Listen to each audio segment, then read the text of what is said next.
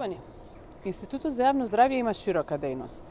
Врши научно-истражувачка дејност, раководи со одредени регистри, има микробиолошка лабораторија, испитување на храни и води, санитарни прегледи, систематски прегледи и така натаму и така натаму.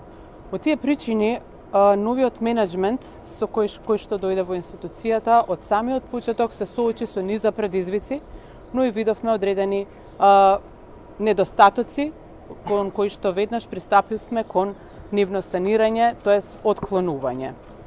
Како што споменав, од самиот почеток пристапивме кон отклонување на оние недостатоци кои што при самото доаѓање ги забележавме. Направивме низа промени, јас денеска би ги споменала само дел од нив. Тоа е реновирано систематското оделение, тоа е оделението за систематски преглед, каде што направивме и нова соба со аудиометар, го ставивме аудиометарот, спирометарот во употреба и го реновиравме целото оделение. Исто така го реновиравме и приемното оделение, каде што остваривме услови за повеќе шалтери, за повеќе лица, но и одреден дел кој што ќе биде само за здравствените работници од кругот на клинички, како не би се мешала со останатите пациенти, не би попречувала во процесот, а се со цел унапредување на здравствените услуги.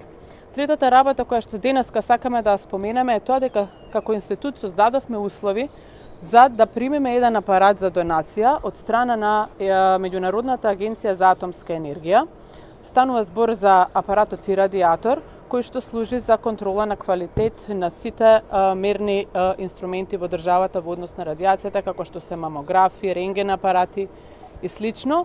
Ова е единствен ваков апарат во државата и од сега натаму луѓето кои што имаат потреба, институциите кои што имаат потреба да ги користат овој апарат, нема да треба да идат надвор од земјата, туку ќе имаат можност овде кај да ги направат сите овие испитувања кои што се потребни. Како институт веќе долго време воведовме и две нови телефонски линии, уште од самиот почеток, една за советување во однос на одвикнување на пушењето, а другата телефонска линија за давање на совети на бремени жени, млади мајки во однос на негата за здравјето, за нивното здравје, за исхраната, за грижата за бебињата, вакцинацијата и одредени совети со кои што првично се соочуваат младите родители. Она на кое што сме исто така посебно горди е тоа што успеавме за прв пат да воведеме, тоест да се организираме како институт, да воведеме втора смена за сите микробиолошки анализи кои што ги правиме во нашата лабораторија, поаѓајќи од потребата на граѓаните дека после работното време нема државна институција каде можат да направат микробиолошки анализи. Од тие причини сме посебно горди што успеавме да воведеме и нова смена.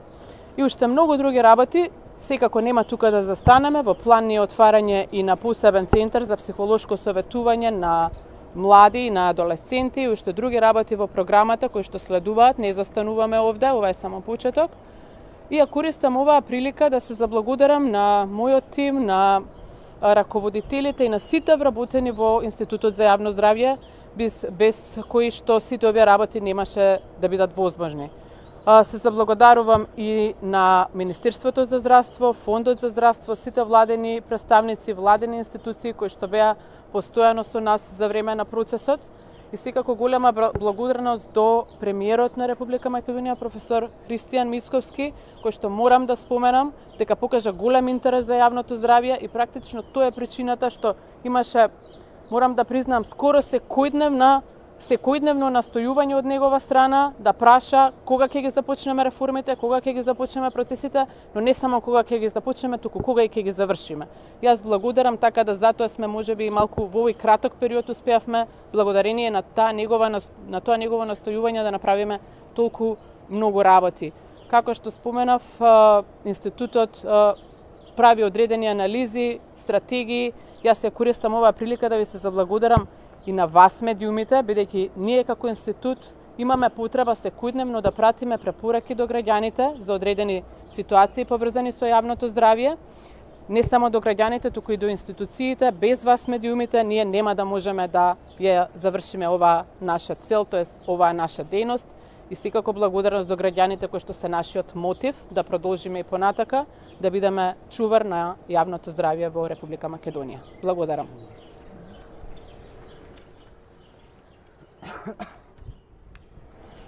Добар ден и од мене. Марија тоа многу добро го строчи, би рекол брилијантно, и мислам дека сега многу појасно ќе биде и на македонската јавност и на граѓаните се разбира што е тоа што оваа институција, Институтот за јавно здравје го нуди, што е тоа што е сработено во овој период од неколку месеци, а мислам дека е сработено во историска смисла многу. Разговаравме малку и за развојните планови во периодот кој што следи. Она кое што можеби јас би ја дополнил Марија е тоа што институцијата беше затекната со многу големи долгови, една хаотична состојба. Тие долгови се сервисирани и сега не само што се сервисирани долговите, туку имаме и заштеда, и таа заштеда не е така мала. Со таа заштеда ќе се реализира дел од развојните проекти во периодот кој што следи. Така што јас сум исклучително благодарам на нејзиното водство во институцијата, на сите вработени кои што се дел од тимот, кој што го спомена директорката, на сите луѓе кои што се дел од Министерството за здравство, Фондот за здравство, тука и директорот, заменикот министер и останатите. Се разбира на колегите во владата, бидејќи реформите во здравството и сето она кое што планираме да го правиме се еден од нашите врвни приоритети, а не малку работи се случија и во овие, би рекол, не цели година денот како сме избрани како влада.